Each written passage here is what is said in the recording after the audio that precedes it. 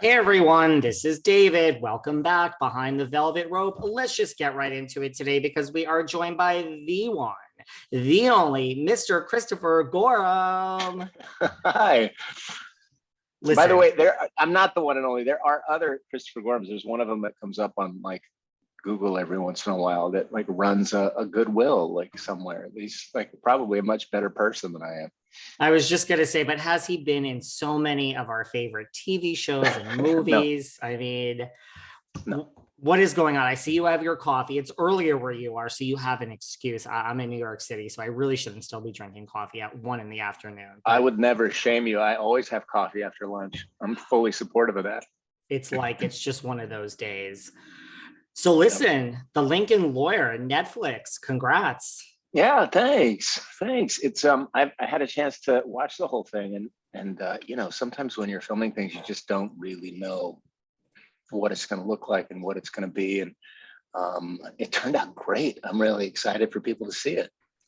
I mean, I am on episode 6, and the only reason I'm on episode 6 is because there are literally just not enough hours in the day. I I was rushing and doing everything possible. I'm like, I gotta finish before I speak to him. Oh my But God. By the way, I have to say, like, I have so much sympathy for you guys, like for, you know, who are in the business of covering like television shows. There is so much content. And, you know, in the old days, you'd like, oh, I saw the first episode because that's all there is. And now they drop all of them. And like, how in the world? I would never, ever expect you to have watched all 10 episodes. That's insanity. you know what? The It's fact you made it harder. through 6 is so good. It's harder when it's reality TV. Like I happen to be a fan of the genre, and like Netflix Yeah. kills it with reality TV. And so Yeah. that's different because then it's like you really you watch until like episode 6 and you're like, okay, well, I literally missed like 10 amazing, like brilliant things. You know, at least this is like a build, but Yeah. episode Yeah. 6, it's so I really can't look away. I mean, when you first got this script and you were approached to play Trevor Elliott, like what was your first reaction? Well, I was really excited. The script was great. You know, this is one, the audition for this was like, there are certain auditions you get where you just want to shoot yourself in the head because it's like 12 pages of material and you get it like the day before and they expect this perfect, you know, and it becomes this impossible Sisyphean feat. This one was 12 pages of material and it was basically like all of his scenes from the first episode. And so you've seen it, like it's a lot of talking. It is a lot of backstory and explaining, you know, the story and this guy's story of where he was and what he was doing, because he's accused of killing his wife and her lover. And he's explaining to Mickey his truth that he did not do this and this is why. Um, and it's just like great. Like it's good stuff. And what made it so fun is that it was not, I didn't have to do it overnight, that I had almost a full week to work on it and prepare it. And so doing the audition was actually like great. It was like it's like doing just really great scene work. And then, so I was thrilled when I got the job and, you know, it's a David E. Kelley production and I've been a fan of his stuff for a long time. And, Ted, who runs the show, comes from The Good Wife, which is an incredible legal drama. So I wasn't surprised the writing was so good. I was really, really happy to be part of it. I was just gonna say, like David E. Kelley, like when you get that call, like, do you need to ask another question? I mean, we have Boston Legal, we have Ally Yeah. McBeal, we have Yeah. LA Law. Like, I mean, I assume that kind of speaks for itself. Well, exactly. Well, you know what it does is I think it just there's an amount of like built up trust that like his stuff's gonna be good.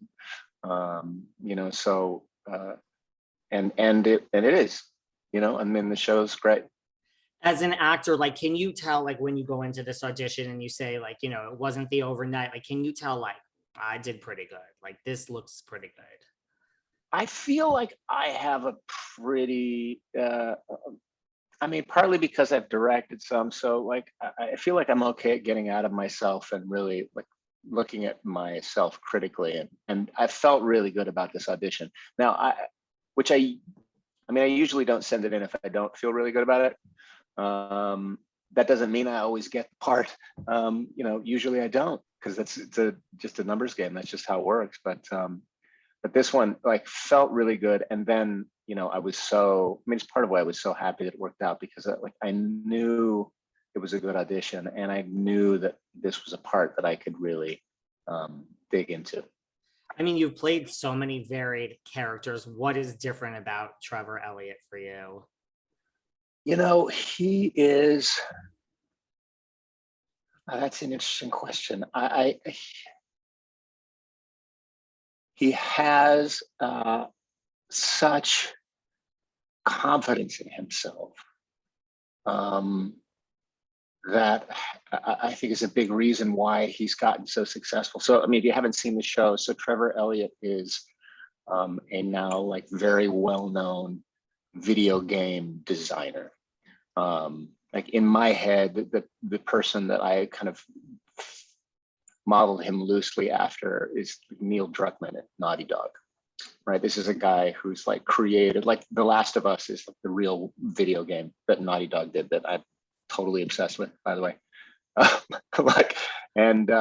And so Neil directed, that was his game, and he's become very well known because the game is a massive hit. And so in the world of The Lincoln Lawyer, Trevor Elliott's game is Nocturna, and the lead character that you play in this video game is based off of his wife, who was also in her own right a very talented game designer. And so he is very successful. He's very wealthy. He's very confident. And taking that confidence and then having to break it, because he has to break open his shell, because he has he's got a tough defense mech. He's got tough walls up to protect himself. But he has to break that wide open to convince Mickey that he's innocent, to convince Mickey to take this case, because he needs a great lawyer. So it's a challenge. Like, it's a fine line, right? It's challenging and fun, and the emotion has to be real. Like you have to feel it. Well, speaking of convincing Mickey to take this case because he needs a great lawyer, and I don't know if this is intentional, but this is a scene that, and again, maybe something happens in episode 7 through 10, but the pilot where, first, right, like Mickey's deciding, like if he's trying to pitch himself to you, and then you have this pivotal scene to me where you are, he's like, I need to know what I'm working with. Like, right. Are you innocent? Are you guilty? It doesn't matter. I'm interested in the case. You go through this whole speech. We see some flashbacks, where at the end of that, and it's with such emotion, and you ask him, do you think you can work with that? And he's like, I think I can win with that. Now, to me, it's like that scene was so brilliantly acted, because I'm like, I think you're like maybe 85% innocent, but I personally don't know at this point. At least at this point, it's like, I'm really doubting this. So like, was that a choice as an actor? Like, did you know how this all played out at this point? Was that like a showrunner, this is how this should be acted? Or was it you, or am I just reading way too much into this?